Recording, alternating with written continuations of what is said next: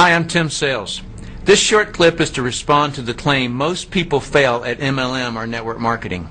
My first thought on this is to question who would make this claim. Please ponder that. It should reveal to you that the person is pretending to be a victim. My guess is someone is simply trying to justify why they quit network marketing or never started. If you looked at the statistics of how many people make money compared to how many don't make money in network marketing, you could draw the conclusion that yes, less people make money than do not.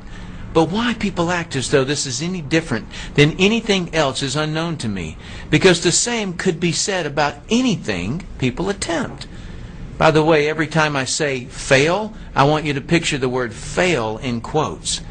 I'll explain why in a couple of minutes. Factually, most people who open a stock trading account fail at trading stocks. Most people who get into real estate fail at selling even one real estate property. Most people who want to sing at the opera fail.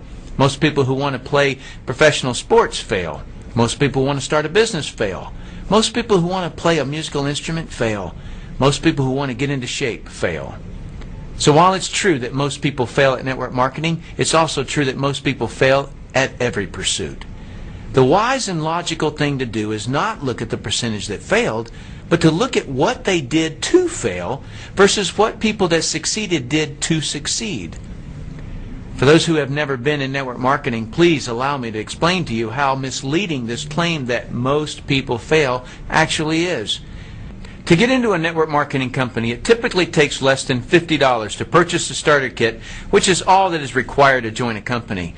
And logically, a new person will purchase some products so they'll know what they're selling. So let's say it cost a total of $300 for the products in the starter kit.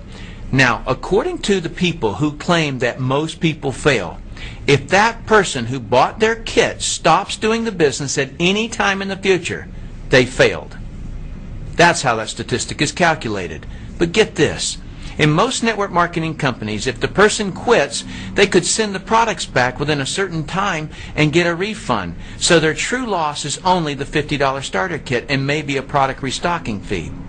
One of the main network marketing companies will give you a 100% refund on products and the starter kit if returned within 30 days. In fact, you get a 90% refund if you return the products within a full year. Let me put this into perspective for you. A couple of years ago, I watched Tiger Woods playing golf on TV. He was having a blast, and he made it look so easy. So I thought I wanted to play golf. I grabbed my wife and we went to a golf driving range near our house. We just happened to have our camera with us so we can recreate this experience for you. We weren't horrible at it and thought it would be fun and challenging to get involved with golf.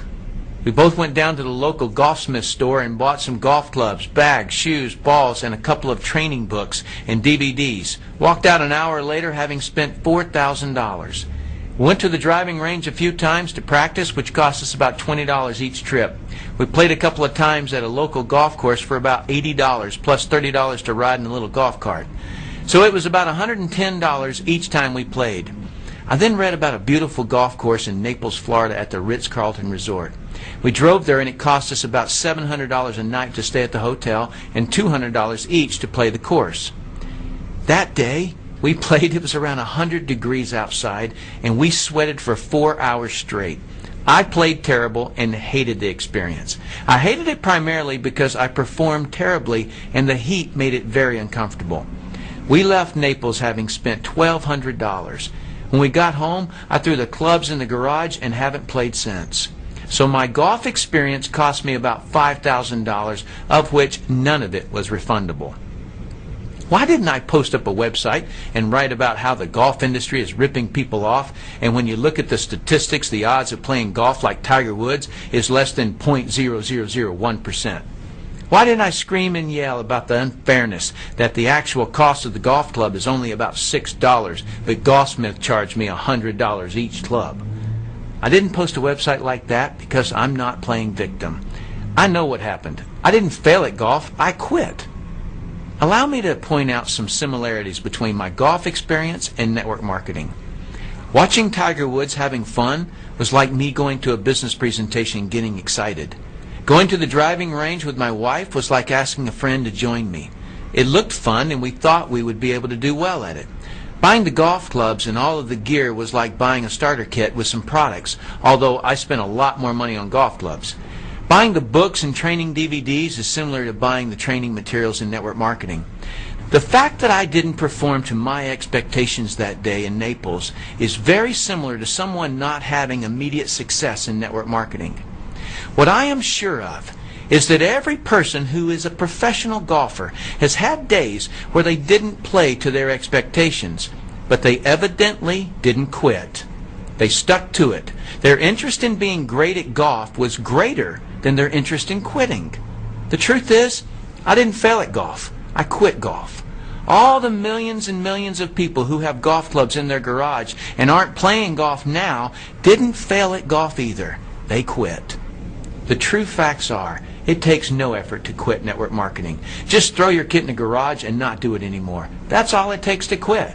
So when you hear people claim that most people fail in network marketing, picture all the golf clubs in people's garages, all the gym memberships that are inactive, all the in-home exercise equipment that have clothes hanging on them and haven't been used in months, all the musical instruments sitting unused in their cases, and all the real estate no-money down seminar tape sets sitting in the closets or on the bookshelves unused. If someone is going to claim to you that most people fail or most don't make money in network marketing, ask them to put it into perspective compared to all the other things people attempt to do. If they have integrity, they will say, it isn't any different. Most people quit at everything. In fact, in my early days, I did quit network marketing for about 2 weeks. Then decided that I wasn't going to quit because it was my only shot at making big money. I devoted myself to learning the business and went on to earn a lot of money, just like anyone who has ever accomplished great things in their life. The decision someone makes on the day they get involved or the day they buy a business starter kit is not the important one. The important one is the decision they make when they realize what it's really going to take to succeed. If Tiger Woods could have walked on the golf course and played as well as he does with only a couple of months of practice, Nike wouldn't pay him $100 million to wear their logo. Tiger is great because he worked his guts out. Network marketing isn't any different. Business, very simply, is a person or a company making people's lives better. What one needs to learn to accomplish that in network marketing is communication skills. And communication skills are just like a golf swing. It's something you learn, not something you're born with. My point in having you visualize the word fail in quotes is that people don't fail at things. They quit before they've learned the necessary skills to do them. That's all. So quitting is not the same as failing. While I'm on this issue, let me also comment briefly on the claim your odds of making big money in MLM are slim to none. I'm sorry to be disrespectful to the people who make this claim, but this is an irrelevant claim. If I want to get fit, what are the odds that I actually will? Huh? That seems like an irrelevant question, doesn't it? Why? Because odds have nothing to do with me getting off the couch and tossing the potato chips in the trash. Odds are incorrectly used when performance can alter the odds. If I roll a die, there's no performance involved. So someone can say the odds of rolling a 3 are 1/6. Or if I flip a coin, there's no performance involved. The odds are 50-50. If I buy a lottery ticket, there's no performance involved. Therefore, odds can come into play. But if I'm trying to putt a little white ball into a hole on the golf course, there's performance involved. If I'm trying to build a business, there's performance involved, and odds are irrelevant. Performance is, has been, and always will be based on knowledge and training. That's how anyone gets better at anything.